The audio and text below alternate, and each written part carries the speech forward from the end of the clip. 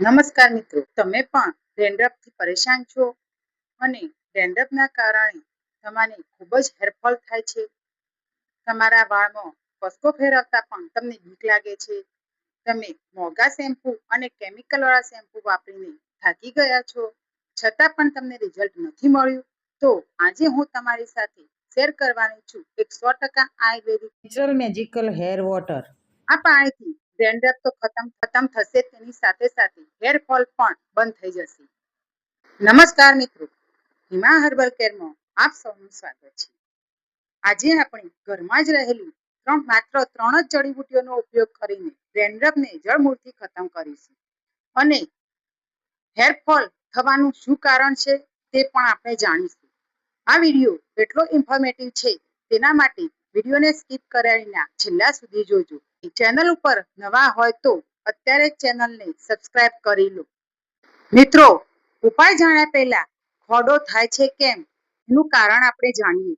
Dandruff થવાના મુખ્ય 5 કારણો. જો તમને ડેન્ડ્રફ થવાના કારણો જાણતા હશો તો તેનો ઉપાય તમે જરૂરથી કરી શકશો. ડેન્ડ્રફ થવાનું મુખ્ય પહેલું કારણ મલાસીજીયા ફંગસ છે. મલાસીજીયા ફંગસ દરેકના સ્કેલ્પમાં હોય જ છે, પરંતુ તેનું વધવાથી આપણા સ્કેલ્પમાં જિદ્દી ડેન્ડ્રફ થઈ જાય છે.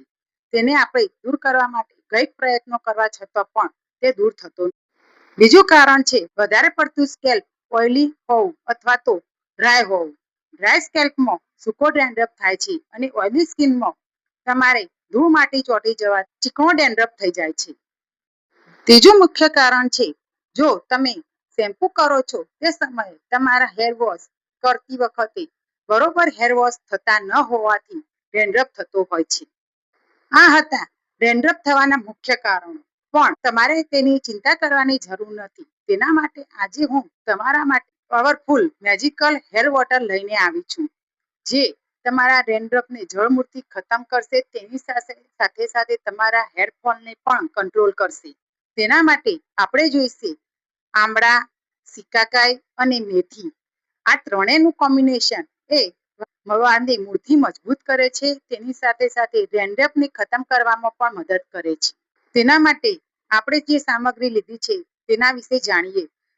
મેથીમાં નિકોટિન એસિડ હોય છે, જે ડેન્ડ્રફને જળમૂળથી ખતમ કરવામાં મદદ કરે છે. આમળામાં વિટામિન સી ભરપૂર પ્રમાણમાં હોય છે, તે બ્લડ સર્ક્યુલેશન વધારીને હેર ફોલ કંટ્રોલ કરે છે. અને સિકાકાઈ એ કુદરતી ક્લિન્ઝર છે અને તે સ્કેલ્પના ઇન્ફેક્શનને દૂર કરીને સ્કેલ્પને એકદમ ડીપ ક્લીન કરે છે. ચાલો મિત્રો, આ રેમેડી બનાવવા માટે આપણે એક બાઉલમાં 2 ગ્લાસ પાણી લઈશું. તેમાં 1 ચમચી મેથી, 1 ચમચી આમળા પાવડર.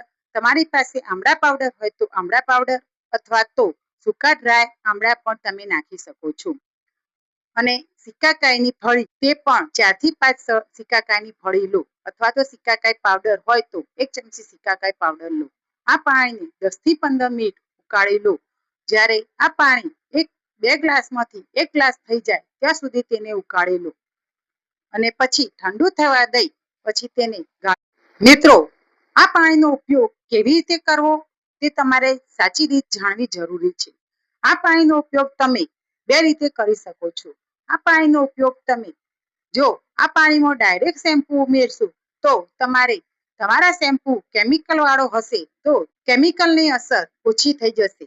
તેના કારણે તમારા સ્કેલ્પના થતા ફંગસ ઇન્ફેક્શનને દૂર કરી અને સ્કેલ્પને ક્લીન કરશે. અને આ પાણીને તમે હેર વોશ કર્યા પછી છેલ્લા રિન્સ તરીકે પણ આ પાણીનો ઉપયોગ કરી શકો છો. આ પાણીમાં ડાયરેક્ટ શેમ્પૂ નાખીને આપણે યુઝ કરીએ તો આપણા હેરને પહેલા સાદા પાણીથી વોશ કરીને પછી તેમાં શેમ્પૂ કરતા હોય તે રીતે 10 મિનિટ મસાજ કરીને આ પાણીથી વોશ કરી લેવાના, જેનાથી શેમ્પૂનું કેમિકલ્સ ઓછા થશે અને આપણને આ પાણીની ગુણવત્તા પણ આપણના સ્કેલ્પને મળી રહેશે.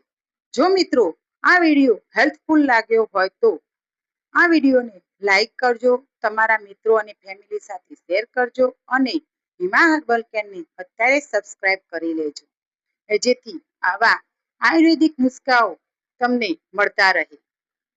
ફરીથી મળીશું આવા ઘરેલું નુસ્ખા સાથે. ત્યાં સુધી આવજો.